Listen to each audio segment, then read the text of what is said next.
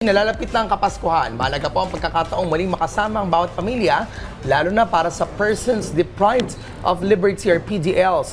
Kaya naman pag-uusapan natin ang mga regulasyon, schedule at mga nihandang activities upang maging maayos, ligtas at makabuluhan ng Christmas visitation sa mga pasilidad ng Bureau of Jail Management and Penology o BJMP. At upang magbigay linaw at mahalagang paalala kaugnay nito, makakasama natin ngayon ang spokesperson ng BJMP na si Jail Superintendent J. Rex Bustinera. Magandang umaga, sir. Magandang umaga po sa inyo at sa mga viewers natin. Sir J. Rex, ano po yung kabuang Christmas visitation schedule para sa mga kababayan, kapamilya ng ating mga persons of deprived of liberty ngayong Kapaskuhan? Katulad ng regular visitation natin, tatapat po kasi ng Wednesday and Thursday itong holiday season natin. Regular visitation schedule siya. However, may mga special consideration tayo. Okay. The usual is 1 to 5 p.m. However, dahil nga po with the holiday season, depende sa ating mga jail facilities at regional offices natin kung they will do it early or longer or later na ang pagtatapos ng dalaw. And of course, depende sa situation ng jail yun. Okay. Nag-provide naman tayo ng Parang guidelines. per batches minsan, sir, ginagawa sa ganyan. Yes, kaya nga po dahil sa inaasahan namin dadagsa din ng dalaw sa ating mga piitan, Yes. we can allot a longer period para sa visitation, para ma-accommodate lahat. Okay. Well, for this season, how much are we expecting po na dadagsa at in terms of safety and security, paano po natin sinisigurado? Wala po kaming exact numbers dyan but definitely Ballpark mas marami kesa sa the usual visitation namin. Okay, pero paano po natin sinisigurado yung safety and security ng mga bibisita since dadagsa nga po ito mga? First and foremost, lahat po ng aming empleyado ay naka-red alert. Ibig sabihin, 100% attendance ang BJMP dyan. Full force kami. Hindi dahil para lang dyan sa holiday, kundi para sa security na rin at the same time. So marami mag-a-assist sa dalaw at the same time marami rin magsisecure ng ating facilities. Okay, let's lighten up, sir. Yung mismong aura pagdating doon sa paano nangyayari yung visitation, may events ba, may parties ba na ginagawa? Kasi, to be honest, I had an experience, I had a friend na napunta ko dyan sa BJMP may kawayan, tapos isa sa celebration, tapos dahil wala siyang kasama, parang may nagsabi na walang makakasama or whatsoever. So parang pupuntahan mo siya doon, tapos talagang kumpul-kumpulan yung pamilya. Tapos talaga nag-iiyakan sila. Pero sir, siguro for the sake of the information of ating mga ka-RSP, tell us more, anong vibe, anong ginagawa, the activities, what's something special with this? Actually, napakasaya ng pinipilit din natin maging masaya ang kondisyon nila sa loob ng piitan sa Pasko. Definitely may mga volunteer groups na pumupunta at hindi lang yung mga dalaw nila na nagbibigay ng mga ganito, halimbawa mga small parties, simple parties and simple activities para doon sa mga walang dalaw, sa mga aged at mga vulnerable PDL o may sakit. Ganun din, bukod din dun sa mga may dalaw nga, sinasama nila yung tawag na kasalo system nila.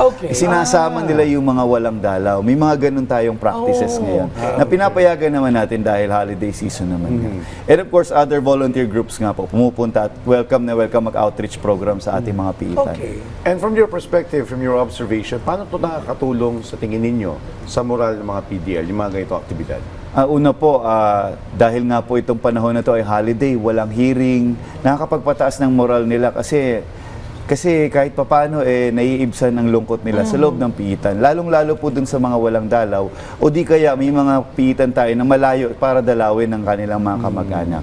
And with this, may mga dinadagdag pa kami katulad ng idalaw o virtual visitation na available na din naman ngayon and other modes of visitation. So paano video call? Yes, video call po yun available. Okay, may certain minutes or ano? May depende sa dami ng nakapila sa online. Ayun, isa yun. Okay, since we're talking about some limitations, what could be the limitations on the activities na gagawin para sa Kapaskuhan sa mga paitan? Well, definitely ang limitations niyan ay bawal magdala ng contraband sa ating piitan. Of course. Sa ating mga dadalaw, kailangan talaga yung allowed na items lang, bawal ang nakakalasing na inumin, bawal ang mga bladed weapons o nakakasakit na mga weapons. Todo check din dyan Yes. Magdadala ba ng ID ang mga visitors? Yes, definitely. Kailangan ng identification. And of course, kailangan nating ma-check kung sila ba ay related sa dadalawin nila. At ayaw din naman namin na kung sino-sino lang ho ang dumadalaw. Ano yun, sir? Parang minsan, ano nangyayari? May listahan ba kayo kung sino yung pupunta? Expected. Yes, elected po nila yung visitors nila, sino yung mga immediate family at friends nila. And kung may mga hindi naman ho papasok doon, by request basis na lang, pinapayagan naman ho yan. Okay. Yun. Pero yun nga yung para sa ating mga ka-RSP, sa mga dadalaw, no, huwag magdala ng kontrabando kasi baka mamaya imbis na kayo yung dumadalaw, kayo na yung dadalawin. Correct. Tama, may mga ordinansa ho tayo na may mga penalty o pagkakakulong na rin ang mga pag-sneak ng contraband sa ating Yun. mga piitan. Pero ano pa po yung magpapayo ninyo sa mga pamilyang dadalaw sa kanilang mga kaanak na PDL para mas maging makabuluhan itong ngayong Pasko?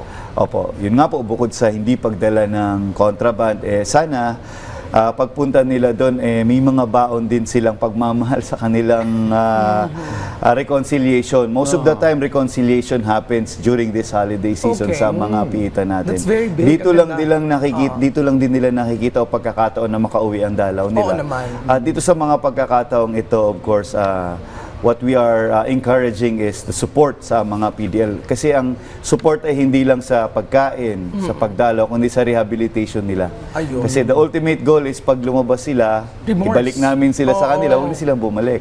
Okay. So, ma-rehabilitate, ma-reintegrate sa society Naku, baka with their mamaya- help.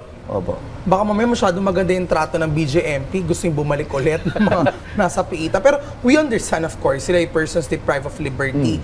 And hindi lamang Kapaskuhan, pero dapat patuloy yung pagpaparamdam na sila pa rin ay mga tao. Since Yes. persons naman yan. Yes. So in terms of humanity, on the lighter side, what are the plans na ginagawa natin at gagawin natin para sa ating mga nasa piitan moving forward? For example, next year, do we have any plans for them? Yes. On a national basis for all the BJMP sa sakop po ninyo? Yes, moving forward, ang plano ho talaga namin ay patuloy pang paluwagin ng piitan, number Okay. one. Napababa na ho natin, less than 300% na lang ang ating congestion rate from 600% Okay. more than 5 years ago. Nakapagpatayo tayo ng mga modern facilities. Ito yung mga moving forward na plans namin na nakita nga po natin na hindi lang yung pinagkulungan nga ngayon ng mga high-profile cases natin, na sabi nila ba't napakaganda. Napakarami na ho natin piitan na maganda rin. 142 ho yan na bagong tayo. Ganon din ho, mga programa sa PDL ay more evidence-based natin. More geared towards rehabilitation or reintegration sa society. Kakatulad na nito, itong prime example natin, yung drug rehab program natin, kay KDK, very effective. At kapag up to the barangay level ay may reintegration tayo.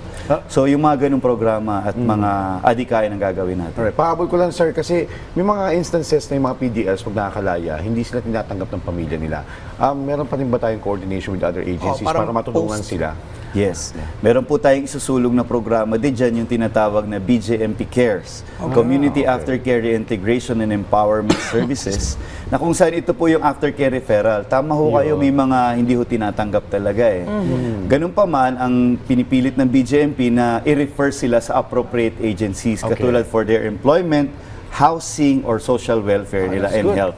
So ito po yung mga referral system kasi hindi naman ho kami pwedeng mangatok sa loob ng mga bahay nila sa mga komunidad, hindi naman ho namin trabaho. Yes. Kundi, Yes, tama ang naman. trabaho namin ay i-refer sila sa tamang ahensya ng pamahalaan para patuloy ang pagbabagong buhay nila. Alright, maraming salamat po sa impormasyon at sa inyong oras. Ngayong araw, Jail Superintendent J. Rex Bustinera. Thank you so much, sir. Thank you.